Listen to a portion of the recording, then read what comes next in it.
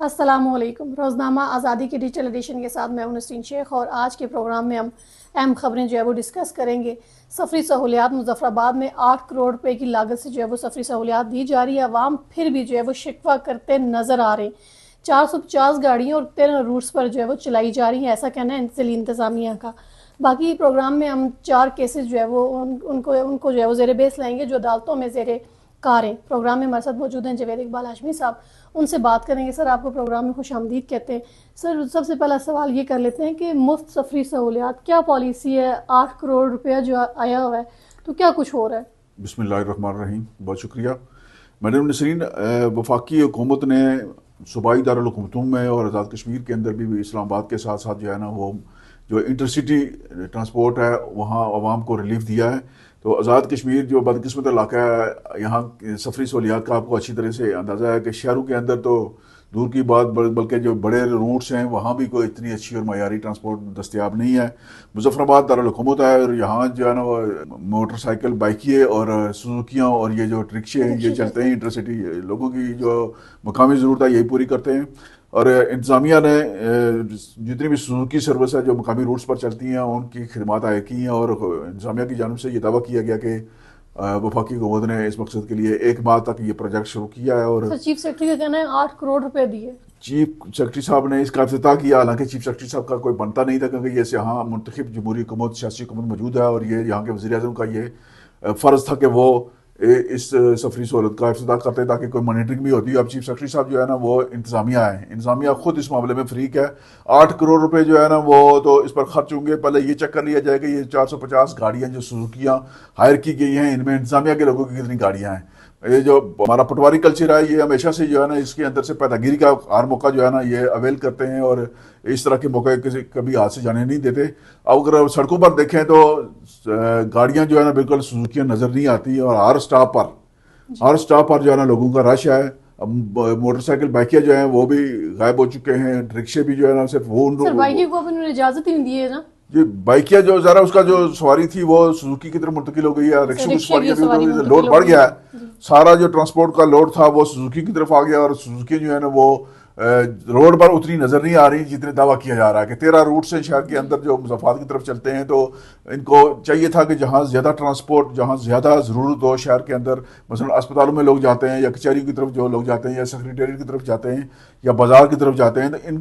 Roots کے پر جو ہے نا وہ زیادہ گاڑیاں مہیا کی جانی چاہیے تھی، لیکن یہ جو سہولت ہے یہ لوگوں کے لیے سہولت کے بجائے یہ ازید کا باعث بن گئی ہے۔ اور چیف سیکرٹری صاحب کے نمبر بن گئے ہیں، وہ میڈیا پر نظر آ گئے ہیں، سوشل میڈیا پر ان کی ایک دن کے لیے بڑی کوریج ہوئی ہے۔ اس کے بعد نہ تو چیف سیکرٹری صاحب نے دیکھا پوچھا اور نہ ہی کسی اور اعلیٰ افسر نے اس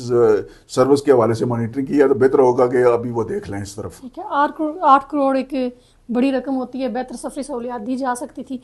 سر، اگلے سوال پہ آ جاتے ہیں کہ پیپلز پارٹی کا کراچی میں ہنگامی اجلاس جو ہے وہ طلب کیا گیا، تو کیا ایشو تھا؟ کوئی ایسی بات تھی جس پہ فوراً اجلاس دیکھیں، پیپلز پارٹی کے اندر جو ہے نا وہ معاملات درست نہیں ہے، بہت ساری بے چینی ہے حکومت اور جماعت کے مابین، جو ہے نا وہ اندر دڑے بندی ہے، اور وزیر اعظم صاحب کے لیے بہت ساری مشکلات حائل ہیں، انہیں سموتھ طریقے سے حکومت نہیں کرنے دی جا رہی، وزراء کے گروپ بنے ہوئے ہیں اور قدم قدم پر بلیک میلنگ ہے۔ اگر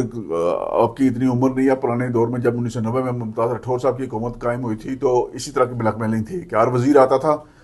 اپنا کام بعد میں بتاتا تھا، پہلے اپنا استعفیٰ رکھتا تھا، اور پھر راٹھور صاحب نے تنگ آ کر 9 مہینے میں اسمبلی توڑ دی کہ جس کو شوق ہے استعفیٰ دینے کا، انہوں نے کہا جو اتنا زیادہ مقبول ہے وہ چاہے عوام کے اندر دوبارہ منتخب ہو کر آئیں۔ 1990 کے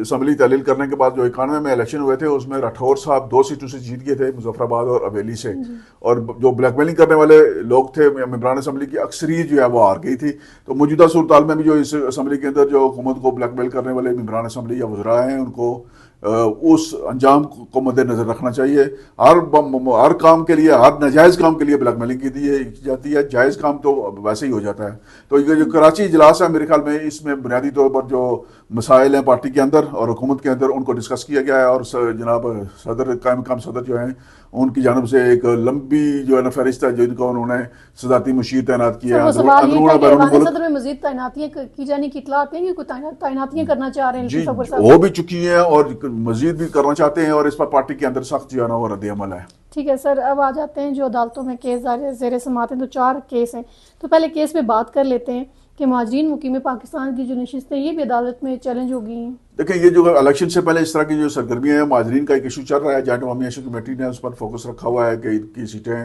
ختم کریں، اور الیکشن آ رہے ہیں تو ظاہر ہے ان کو روکنے کا طریقہ کار، آئینی طریقہ کار، قانونی طریقہ کار یہی ہے کہ ان کو عدالت کے ذریعے جو ہے نا ان پر حکم امتناعی حاصل کیا جائے تاکہ یہ الیکشن مہاجرین نشستوں پر نہ ہو سکیں، اور یہ ریٹ دائر ہو چکی ہے اور یقیناً عدالت اس حوالے سے بہتر فیصلہ کرے گی۔ ٹھیک ہے سر، اگلا سوال کہ لطیف اکبر صاحب کے بحیثیت قائم مقام صدر جو فرائض سر انجام دے رہے ہیں، یہ بھی ایک ریٹ دائر ہو گئی ہے۔ یہ بھی ہے نا آئینی معاملہ ہے۔ اکبر صاحب جو ہے نا بس اسپیکر قائم کا صدر کے فرائض سر انجام دے رہے ہیں، اور جب صدر صاحب کا انتقال ہو جائے تو آئین میں یہ لکھا ہوا ہے باضابطہ طور پر کہ 30 دن کے اندر الیکشن ہونا چاہیے تھا، جو نہیں ہوا، تو اس حوالے سے ابہام ہے، تو یہ آئینی ریٹ پٹیشن بنتی ہے، اس پر بھی لوگ عدالت میں چلے گئے ہیں، تو اب یہ عدالت نے اس حوالے سے جو ہے وہ بینچ تشکیل دیا ہے، یا جو ضروری کارروائی بنتی ہے وہ عدالت کرے گی۔ اب یہ عدالتوں پر زیادہ لوڈ ڈالنا بھی میرے خیال میں مناسب نہیں ہے کہ ہر معاملہ عدالت میں چلا جائے گا تو عام لوگوں کے جو کیس ہیں وہ متاثر ہو رہے ہیں، جو انصاف کے لیے لوگوں کے کئی سالوں سے زیر کار کیس ہیں، ان پر اس طرح کا اضافی بوجھ ڈال دیا جاتا ہے، اور پھر عدالت جو ہے نا وہ اس طرح کے کیسوں کو لوگوں کی توقع ہوتی ہے کہ یہ جو کیس ہیں یہ جلدی سماعت کیے جائیں، عوامی